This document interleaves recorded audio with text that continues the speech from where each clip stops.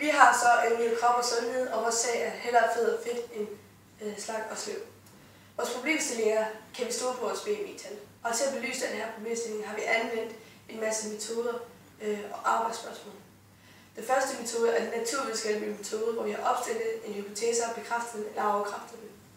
Styrken ved den her metode er, ligesom, at du helt skal afprøve den, og du har en idé, og det kan du så bekræfte eller afkræfte. Ulempen vil være, at der kan opstå nogle fejlkilder. Så har vi også anvendt den matematiske model, modellering, og herunder lineær model og statistisk model. Ulempen ved den matematiske model vil være, at for eksempel hvis vi måler puls på en klasse, så vil pulsen, og sætter den ind i en lineær model, så vil den blive ved med at stige, og den vil ikke opnå nogen konstant. Og det kan jo reelt set ikke lade sig gøre. Så vi kan ikke rigtig stole på den her lineære model. Det første problem, kan vi stole på BMI-tal? Vi har anvendt den naturvidenskabelige metode, som at afkræfte og bekræfte vores metode, vores hypotese, som lyder, kan vi stole på vores BMI-tal? Vi har fundet frem til vores BMI-tal ved hjælp af en praktisk metode, og vi har brugt en naturvidenskabelig metode til at opstille hypotese, og så afkræfte den eller bekræfte den. Vores hypotese er, kan vi stole på BMI-tal? Vi har fundet frem til vores BMI-tal og CONI-tal ved hjælp af den praktiske metode, også kaldt den kvantitative metode. Vi har også anvendt den eksperimentelle metode, hvor vi lavede BIP-testen og fandt vores højde og vægt. BMI er en form på beregning af en gruppe mennesker. Det vil sige, at den ikke burde bruges på børn, da den ligesom ikke tager højde for deres kropsbygning. Det vil sige, at det i princippet kunne sige, at børn er overvægtige eller undervægtige, når de reelt set ikke er.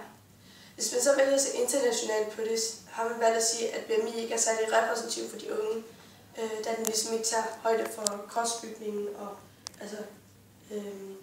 børns højde.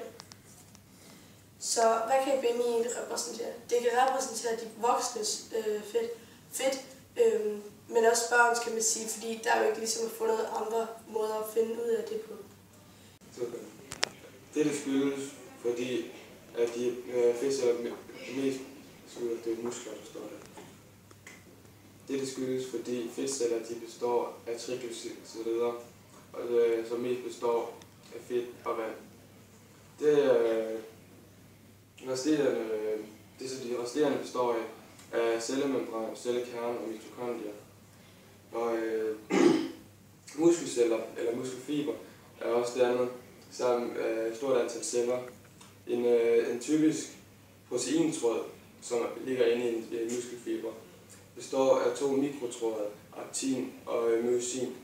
Det aktin og myosin gør, det er, at de sammensmelter mellem hinanden og danner sammentrækninger. Sammentrækkelige myofinbriller. Og når myofinbriller trækker sig sammen, så er det, at musklen hele muskelarmen trækker sig sammen. Den glidbevægelse, som foregår, hvor aktiner og myosintrådene bliver mod hinanden, er en kemisk proces. Og for at den proces kan finde sted, opføres der energi i form af ATP. Og ved muskelfibre er der dannet mange stamceller, som smelter sammen i muskelfibre, og derfor har en enkelt muskelcelle mange cellekerner. Netop fordi muskelceller er så rige på grundstoffer, de grundstoffer er langt tungere end de grundstoffer, der findes ved i en fedtcelle. Så på grund af det, så kan man så se, at en muskelcelle vil veje meget mere. En muskelcelle vil veje 1,06 gram, hvorimod samme mængde af en fedtcelle vil veje 0,9 gram. For at den proces kan finde sted, opføres der energi i form af ATP. Og ved muskelfibre er der dannet mange stamceller, som smelter sammen i muskelfibre, og derfor har en enkelt muskelcelle mange cellekerner. Netop fordi muskelceller er så rige på grundstoffer, de grundstoffer er langt tungere end de grundstoffer, der findes ved i en fedtcelle. Så på grund af det, så kan man så se, at en muskelcelle vil veje meget mere. En muskelcelle vil veje 1,06 gram, hvorimod samme mængde af en fedtcelle vil veje 0,9 gram.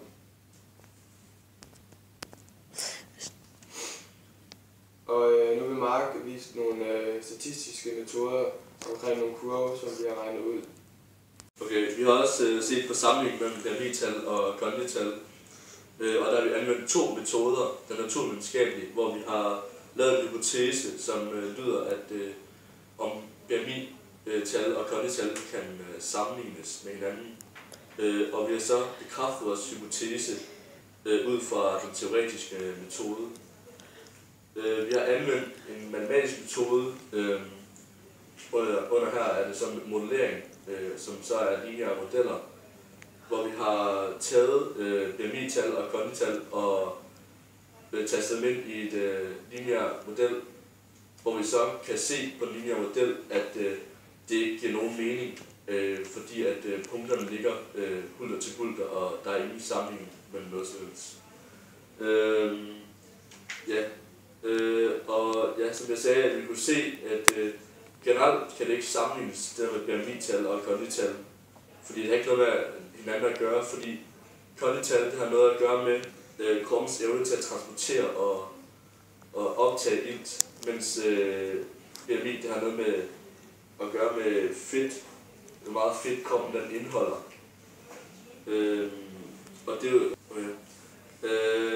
da BMI det fortæller noget om fedt, hvor meget kroppen indeholder af fedt. Og det er også forskelligt fra person til person, hvor høj ens BMI er. For eksempel, ligesom Mathias sagde, at muskler vejer mere end fedt, så vil nogen, som er meget trænet, have en høj BMI, selvom de egentlig er i rigtig god form.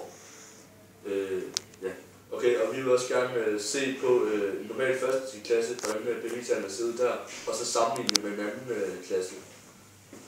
Og vi har med hjælp af en matematisk metode kommet frem til nogle summekurver, som vi kan se på den skærm her.